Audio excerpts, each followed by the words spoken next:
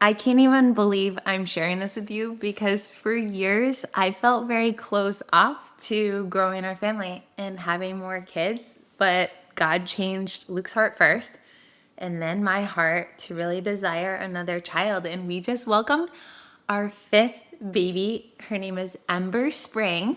This makes Laurel Rain a big sister who I'm so proud of. And then we have Ava Falls, Riker Tide, and Gavin Cliff, who is my oldest.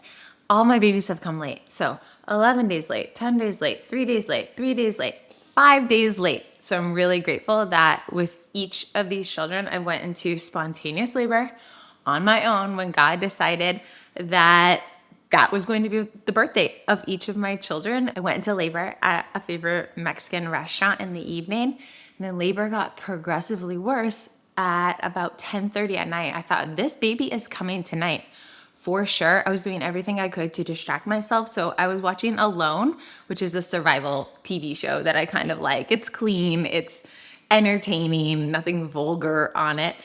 And Luke was just fiddling around the garage like he likes to do. And then unfortunately, my labor stalled around midnight. And this had also happened with Laurel. So it was almost like my worst fear, being like, don't get your hopes up because labor might stall. And it happened again.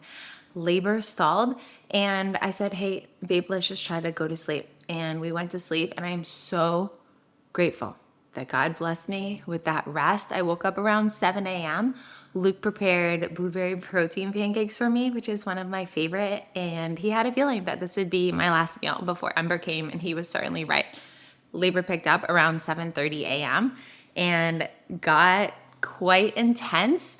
I hold off to go to the hospital longer than most women. That's because our hospital is really close nearby. I've had healthy pregnancies, normal vaginal deliveries thus far, so I'm low risk. And it kind of disturbs my flow and how I feel once I'm in a room with bright lights and doctors. And so I just like waiting until I know it is about time. So I waited until I thought it was time. And when we got there, soon after, my water broke. And this has never happened to me before. We're going to braid while we're here because I didn't have time beforehand before Ember might wake up. For the first time my water broke, I didn't even think my body was capable of doing this because in the past, the midwife or doctor has always had to break my water once I'm at 8 or 10 centimeters. And then after my water gets broken by what feels like the giant crochet needle, the baby comes rushing out. So this time, when my water broke at the hospital, I'm thinking, we are here, we are past transition, this baby is coming. And it was extremely defeating for me when hours went by before baby Ember came. There were at least 2.5 hours from when my water broke, and contractions were only 2 minutes apart, and they stayed 2 minutes apart or sometimes 60 seconds apart. It felt like literally no relief.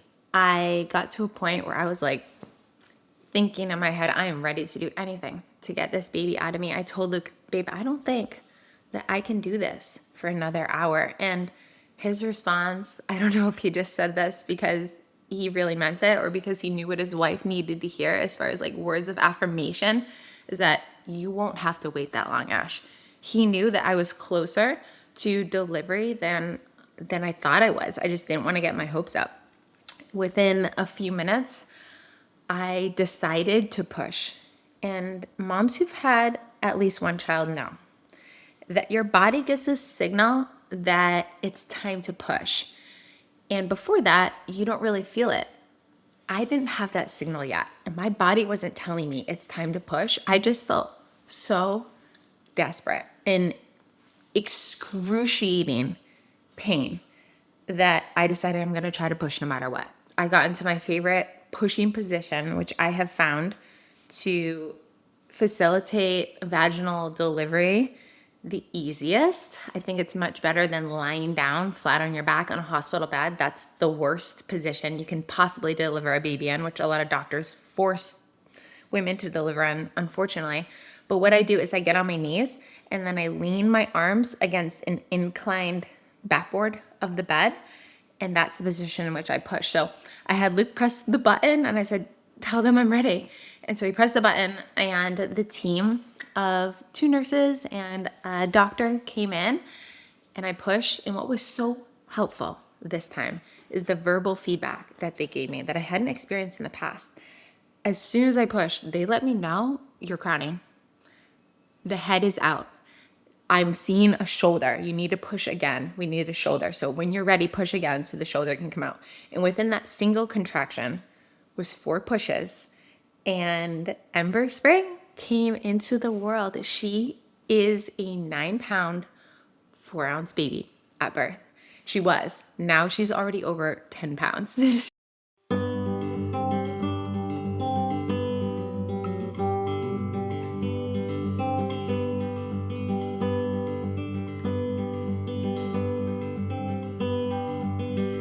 I was just overwhelmed with the postpartum shakes and prayerfully glorifying God, that God, you knew in no uncertain terms, because no words come out eloquently after you've just had a baby. You knew that I was at my end, and God came through just when I needed him to allow that baby to come into the world. So I feel like overall, it was such a positive birth experience that God intended women to have pain during labor. I knew that it was going to be painful. I'm grateful that there weren't any complications. I did have 1 stitch. And as far as recovery right now, physically, I'm 2 weeks postpartum and hardly bleeding at all anymore. I'd say the bleeding really slowed down at 6 days postpartum. I do Bengkung. I'm going to grab my little pony. Thanks, sweetie. I do Bengkung belly binding, and it's not that I prefer that over any other type of binding, but I do feel that it helps push out lochia. Remember, lochia is blood, mucus, tissue. It helps you with your postural support so that you're not just slouching over. It will help decrease bloating, ensure that you can get regular a little bit sooner again. And if you wear a different type of binder, that's fine. If you have any type of prolapse, I don't encourage you to do belly binding, but if you have no prolapse, belly binding can be really helpful for the first 40 days postpartum. So I've been just wearing mine in the afternoons. Typically I put it on after lunch, and I wear it until around dinner time. So around 6 hours per day. And I'll do that for the first 40 days postpartum. The only exercise that I am doing right now is the everyday Kegel routine from my 12-week post-pregnancy plan, as well as progressive walking. And this is also outlined in the 12-week post-pregnancy plan. So for the first 3 days postpartum, I pretty much stay in bed. I stay as chill and relaxed as possible, eating and drinking a lot of warm foods, nutritious foods. I've been focused on spinach, kale, beets to help get me regular again, beet greens, berries like blueberries, strawberries, blackberries, steak, chicken, oatmeal for breast milk supply. And eating a nourishing diet when you can't exercise is one of the best things that you can focus on, because your body has went through a traumatic event. It could be in an anemic state. You need to get your iron up again. So your leafy greens, your red meats, they're extremely important in the early days. In weeks postpartum, the only supplement that I'm taking is iron, and that's because I was deficient in iron during pregnancy, and I want to make sure that my iron is high enough for what my body needs postpartum. It can lead to neurodivergent problems in your brain and not having a lot of energy if you're low in iron. So I'm doing everything I can with my nutrition and diet, and a supplement is just that. It's something in addition to ensure that when your body's in a season that it needs a little boost, like during pregnancy and postpartum, that the iron can really be helpful. But I encourage you to get blood labs from your doctor so that you know exactly what your deficiencies are, if any, and therefore what you may need to supplement with. As far as breast milk supply, it's just oozing. It's dripping. Like, I'm glad nothing's showing right now. Postpartum is a messy season. It's like, change her diaper, change my diaper. There's the blood, the lochia. And then there's the yellow poops with baby. Then there's milk literally just dripping down my sides. I keep a towel. What are you doing up there? Are you being a kitty cat?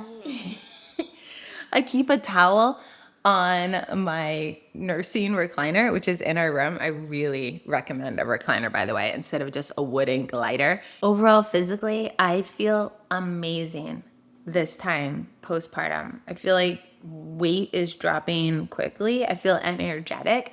The one thing that I am prayerfully struggling with is low back pain. It's called sacroiliac joint pain. So SI joint pain. It's something that I've had since third trimester in pregnancy to varying degrees. It happens due to relaxin hormone during pregnancy. Your pelvis can literally change shape and position in order to allow for a vaginal delivery, and it can be extremely painful in your low back.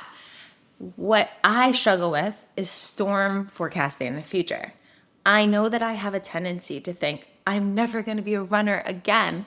And Luke's almost laughing at me when I say this because he's like, Ashley, you're not even 2 weeks postpartum. No one should even think about being able to run again. Of course, you can't run again right now. But in my mind, I'm like, I have so much pain. I won't ever be able to run again. And the pain has gotten better every couple days since I have delivered Ember.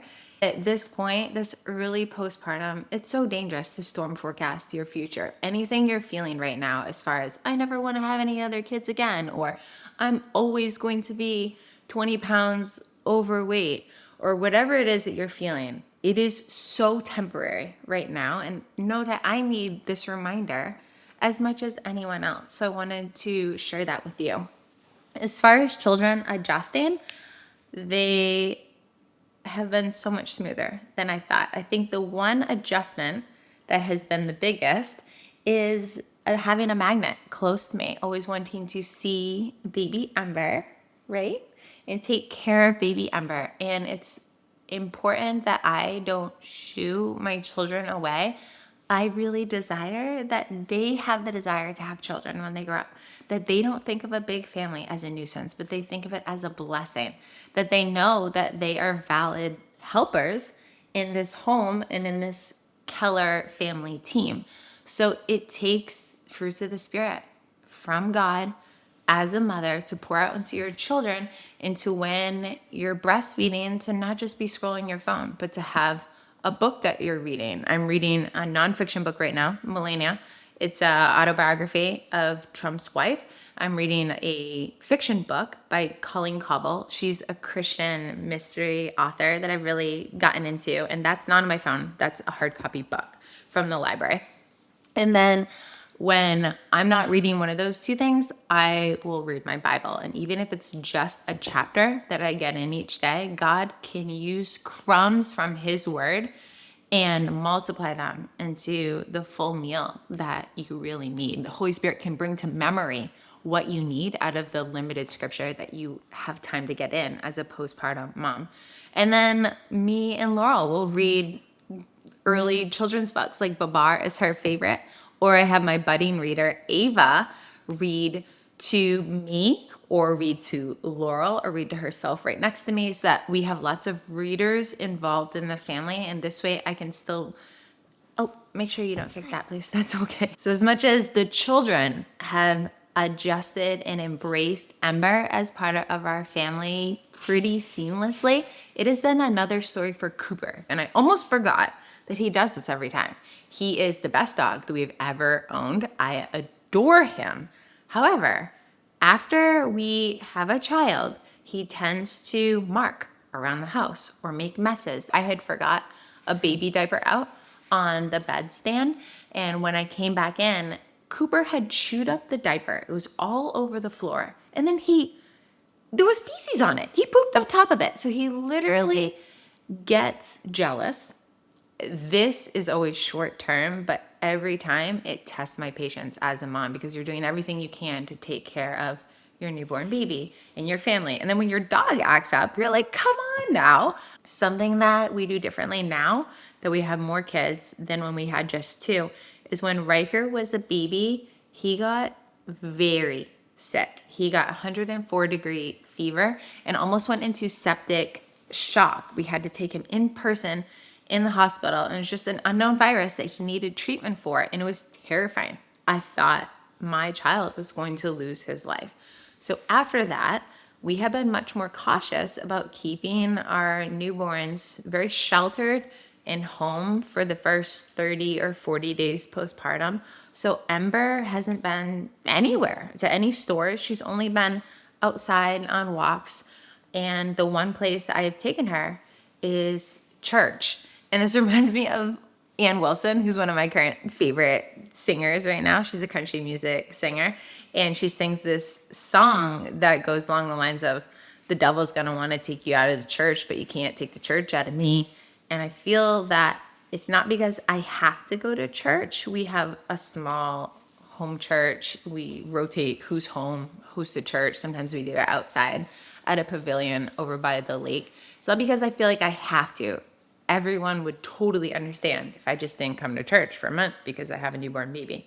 It's more that I want to be and need to be in fellowship with fellow believers. I want to be fed the word. I want to be surrounded by strong Christian women who check in and hold me accountable. And I'm so grateful that we have a small church where I feel safe and comfortable taking her to. And I made a point to just sit on a pillow and recline with Ember on my chest the whole time. And I use a carrier to keep her close to me so that she's not being passed around. And I don't feel rude about saying, no, you can't hold my baby yet. It's just, she's on my carrier. Mom is taking full responsibility to kind of keep her safe in my kangaroo pouch. And staying home also helps force me to be more relaxed, to not expend needless energy when my internal organs are going through the process of uterine involution. This is when your uterus, which is massive for a 9.5-pound baby, it's huge, and then needs to shrink down over the course of about 6 weeks to be quite small and intact again, which is going to also go deeper down into your pelvis. This internal recovery is something that nobody can see. You can see the belly pooch, but you can't see what your uterus is going through. You need blood vessels to stop sending blood to your uterus where the placenta used to be. And if you start exercising and being too active or just doing projects around the home even, it can keep sending more blood. And what needs to happen is, just like the lining of wallpaper needs to dry and be solidified after you have wet wallpaper, you want the uterine lining around your uterus to have time to dry out. And by not doing too much up front, you actually give yourself an advantage in the long run as far as your physical recovery of your waist and your abs. I specialize in healing diastasis recti and toning the pelvic floor postpartum. And I am strong on the point that you should only be doing your everyday Kegels routine as long as you don't have a hypertonic, overly active pelvic floor, and be doing gentle walking in the early weeks postpartum before you get the all clear to exercise. You are not falling behind by not exercising. I am okay with actually losing fitness in the early weeks of postpartum compared to my fitness during pregnancy, because I know that it is helping my internal organs get back to their designated locations and shrink back to their ideal healthy size. It's allowing my skin and layers of epidermis skin to heal so that I can have a better recovery overall. If any of you have had similar struggles or SI joint pain, I would love to hear from you if your dog acts up. And if you have any questions, I am by no means an expert. But at this point, having 5 children, I feel like God has taught me a lot of lessons. We got a little apple here? No. A little drool? Yeah. Mom, I did it. It's okay. We'll just switch. I feel like I've learned a couple things the hard way, and I am so grateful to be your trainer. Thank you for choosing GlowBodyPT, and I'll see you next time. Do you want to say bye? No. Okay. Bye. Bye.